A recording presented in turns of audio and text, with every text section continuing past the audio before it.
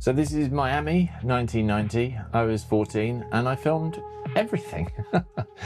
My dad had moved us there, long story, something to do with flying scuba gear to the Bahamas, and I had an old VHS camcorder. Those tapes have become my sort of rose-tinted window onto childhood. Not photographs, not exact memories, the sort of texture of it. I sat in a cinema today, 2026, with my son sitting beside me and watched the Backrooms. I found something in the store. Kane Parsons built this mythology on YouTube, one video at a time. The found footage aesthetic, the institutional wrongness of those creepy corridors, the sound design that made you feel you'd entered somewhere you had no clearance to be. Well, it caught something. That particular frequency of dread that travels straight past your reasoning brain, well, this film really does amplify it. Hello? For a first-time feature film director to construct something this coherent, this immersive, this precise, it's a significant achievement. Whether you arrive already familiar with the mythology or walk in completely cold, there is a film here that really does work. And take it from me, that's much harder than it sounds.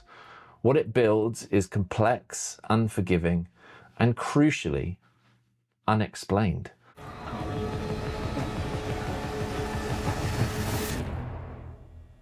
It's beautiful. Working in broadcast television for 25 years, there's a note I've heard more times than I can count from the people who shape the final editorial structure of the things that I cut. They say stuff like, hold their hand a bit. The audience needs some help with this. It's a bit complex. Just help them through it. And that has a big effect. And it also ends up having an effect, or is starting to have an effect on how you make movies. And Netflix now reportedly builds deliberate exposition moments into its films, and they actually insist on it.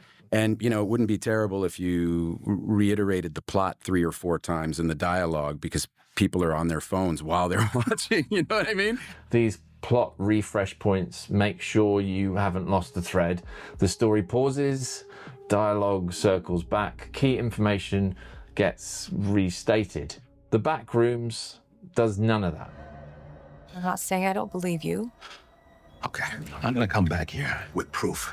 If you're watching, genuinely watching, you get enough. The film gives you what you need to keep going, then trusts you to sit with everything it hasn't explained.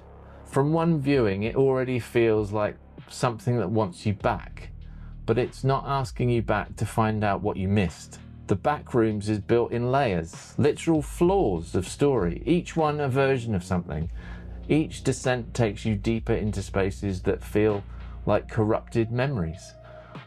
Architecture as memory theory, never once explained.